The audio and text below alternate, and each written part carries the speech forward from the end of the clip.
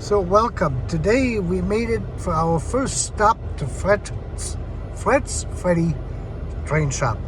And I'm going to check out and see what Freddy got. And then we go on to another train shop. And I will report from there too. And then we're going to get lunch. So now I'm at my second destination at the Midwest Model Railroad out in Independence, Missouri. And we will check out what they got. I had a conversation over there with Fred, and that was pretty interesting. And I will elaborate about both of my visits here in the next segment, I think, after we had lunch. So now we have arrived at our lunch location at Texas Roadhouse. And in the next segment, I will share with you of what I found in both places. Okay, so now we're back home, and that was quite an interesting day. The first stop I made was over at Fred's, and I talked to Fred, and he has American, themed stuff there primarily, of course. But he also has some Pico, P-I-K-O, Pico. I guess you would call it, not to be mixed up with Pico, P-E-C-O, which is I guess, American competitor. And he had Faller, and he had Vollmer buildings. There are not very many, maybe 20 of them. And some Märklin stuff, and he had a few Lima boxes, and it was the first time I've been able to look at Lima passenger cars in an assortment or in a set. Basically, they go for about $130 or $170, and it is their premium line. And they should have come up from what Lima was like in the 1970s. Lima and Jeff, the French manufacturer, primarily, and there were a few other ones like that. Those were entry-level kind of, model railroads in HO. And they were primarily sold to the public through these big department stores similar to Sears and JCPenney and the German equivalent of it.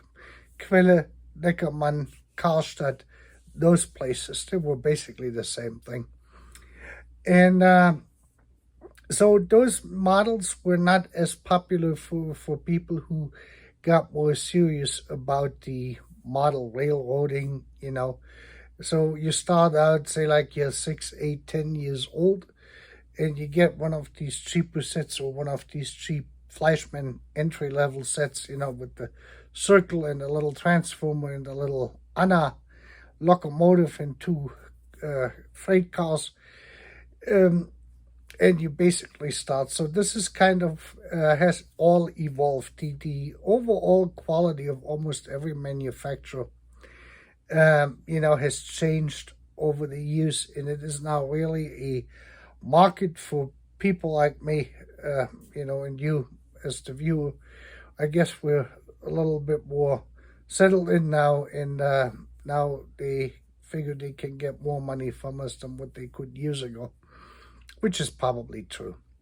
So I had a nice conversation with Fred, and Fred is out of the Walters catalog, 24-25. The Walters sells their catalog, and they publish them every 2 years, from what I understand.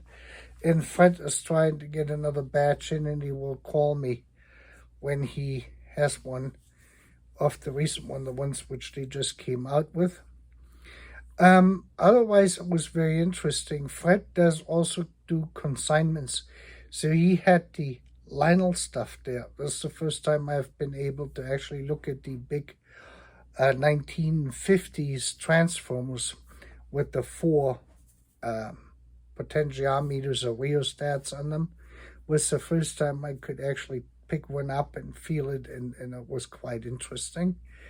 And otherwise, other than that, he price-wise, he is a little bit more expensive. Say, like for the Atlas Code 100 Flex Track, A flexible track is like at $7 and some change, where most other online places are around $6, $5.95, $5.80, $6.10, somewhere in that range.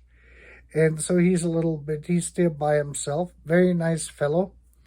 And like I said, is he also has consignment stuff. So if you're looking for N scale, Z scale, or anything like that, or HO or one scale, even the big one he got there, he has the consignment stuff in his store. It's definitely worthwhile stopping by, and he's in Overland Park.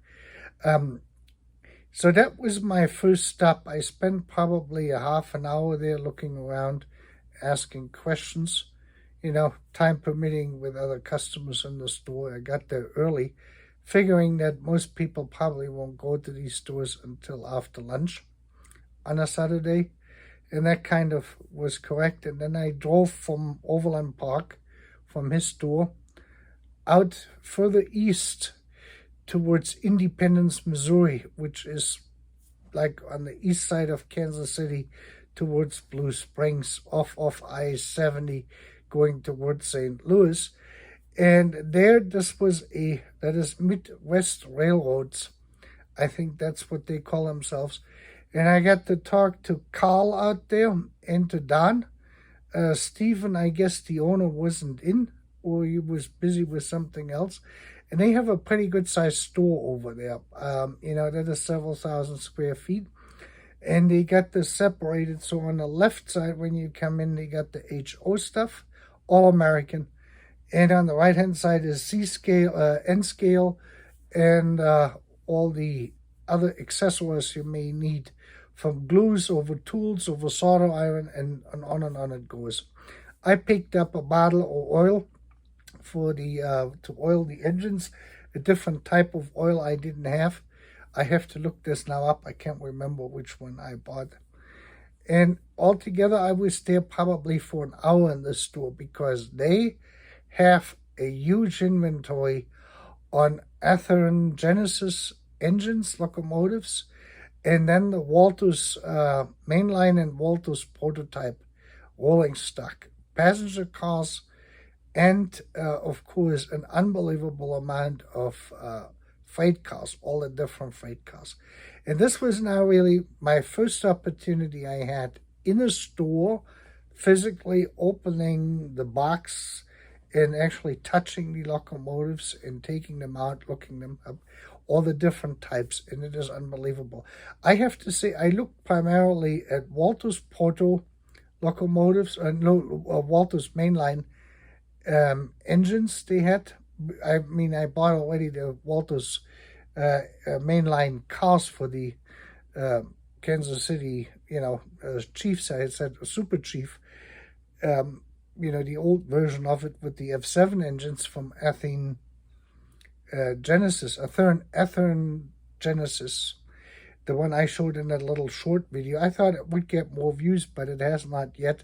I don't know if that's because on the floor or people are not that interested in the F7s. Anyway, I got to see all of them, and they're pretty magnificent. And I also was able to compare then the Athearn Genesis versus regular Athearn and Cato, because they had a whole bunch of Cato rolling stock there too, and engines. So this was definitely worthwhile a trip, and I may go back there in a couple of weeks, 3 weeks, and look at some more stuff. I may even buy something, since I got a better overview now of what they have, what interests me. The Athearn Genesis, which I personally prefer now from the performance I've seen of the one I had running yesterday here on the short video, the F7, and the models I looked at today, which are the newer versions of the diesel engines which they're currently using in the railroad, in the real world. I have to say that I like the Athearn Genesis the best. The Cato models they were around $120, $130, and I looked at the M-Track engines, the current M-Track, which is now the Southwest Chief. That's what they're calling it because of the coach class. And I was able to compare the current engines I forgot which ones they are, the diesel ones they're using, with the Athearn Genesis, which they had come out for the 50-year anniversary of Amtrak. And so there's a significant difference. The Athearn Genesis is $170 and some change, 178. The Cato version is $130, so that's not awfully expensive. These are both DC. They are selling only DC because they let the customer retrofit the DCC decoder in there for a variety of reasons. Because I understand that too well. When you ship them out as a dealer and people don't know how to work with DCC correctly, you're going to get nothing but phone calls and complaints and that sort of stuff when you own a store. So you really want to stay clear of DCC. The Athearn Genesis, the new ones now I looked at, like the Amtrak, they have already the multi-pin connector where you can just plug in the lock pilot, for instance, rather than going through the flat ribbon connector kind of deal with the 6-pin or 8-pin. You use the rectangular one, which plugs straight in it, and then you're basically up and running with digital on the system. So the conversion in itself is very straightforward and very easy on those. And of course the LED lighting and all of that stuff. So that kind of interested me. The Walthous mainline engines they had, I thought they're more like, they're past entry level, but they're not quite there yet with the full model railroad. They're like, to a certain extent, even though they're plastic housings, they're probably there where Fleischmann was at in the early 60s, mid-60s, in comparison, roughly, with the detail and the accuracies and that sort of stuff. With Athearn Genesis, I have to say that is by far probably the most detailed, or one of the most detailed engines out there compared to the other ones I looked at. Cato is nice, but it just doesn't reach that kind of a level of detail. And the same is true for the regular Athearns. They're like with the Walther mainline. I did not look this time at any Walther's Protos, because for whatever reason there was no Amtrak there.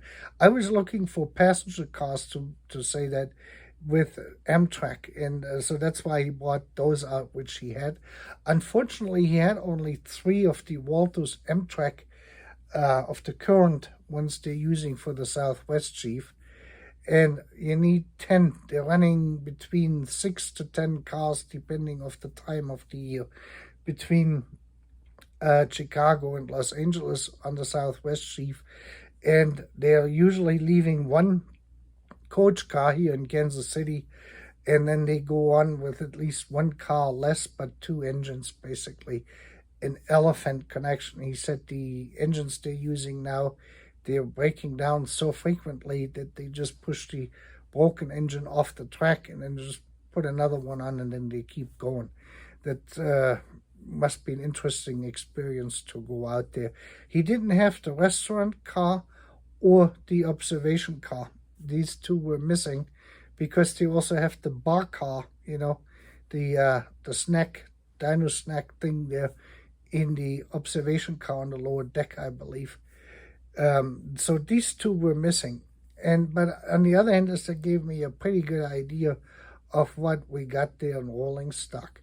And then the other thing is, I was looking at, and I talked to Fred about it, and I talked to Carl about it at both places, and that is the interaction with Brass Track, which I have, which is code 100 from Fleischmann, and I have old Atlas Track. I bought a 300 or more, or 500 12-inch Brass Track on eBay that was a sellout, and I paid $60 for I don't know how many boxes I got. At least it came in a box of 100, I think, and I got at least 5 boxes. So I have at least 500 of these straight pieces in brass. And so I was looking at the flexible track, and they recommended Atlas, and they're selling the Atlas Code 100 for $6.01. And they come in a box of 25. If you buy them in a box of 25, you get them a little bit cheaper. Plus, you get a 5% discount if you order online. And you can either have it shipped and free shipping, and no sales tax to your state, and or you can come out to Independence and pick it up. And that's probably what I'm going to do. I have to call Stephen on Monday and see what he can do there and how much he actually has in stock. They had some other brands. Pico was one of them, P-E-C-O, the American Pico. We have a Pico. I showed you the East German lock that we spell it with an I, so it is pronounced Pico as well. But Pico, you would say probably in America. But that was how that day went. I looked at so many different things I can't even tell you. They also got the layout, or half of the layout, from a railroad club out in Odessa, Missouri. I used to live out in Blue Springs, Missouri, which is probably halfway between Independence and Odessa. So Odessa used to have one of these outlet malls. And my ex-wife, she liked to go out there to go shopping at the outlet mall. That was the days in the early 90s when you got the Levi's jeans for $21 instead of $38 at JCPenney or Sears or, any Macy's or whatever, Saks Fifth Avenue, whatever place you went to back in those days to buy jeans, for instance, or shirts like this here. You would go out to Odessa. And somehow the other day, the other way here, the whole thing with the outlet malls, which were popular here in Missouri, has completely died down because for one of Sam's Club and Costco, and then the other is because of all that online retail shopping for clothing and everything else that has really taken over.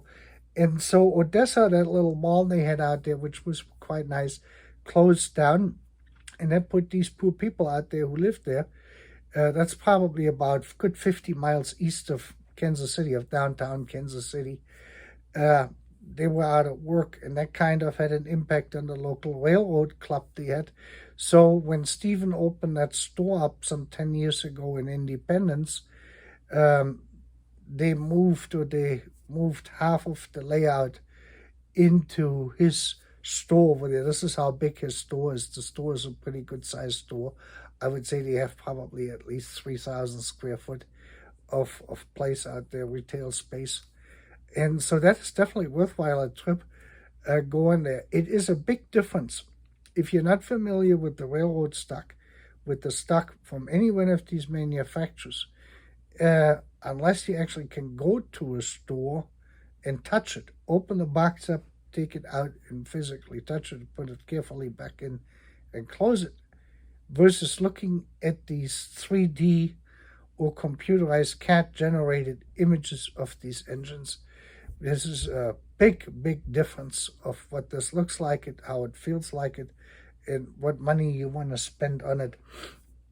I personally would like the idea the way Stephen does it, that he sells all of the engines just as plain DC and leaves it up to the customer to add the decoder to it. Especially the ones where you can just plug it in, it becomes real easy. That is a pretty neat thing, is because it saves you money.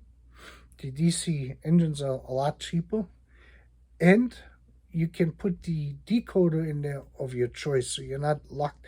If you buy an engine or locomotive with a decoder already in it, then you have paid for that decoder, whether you like it or not.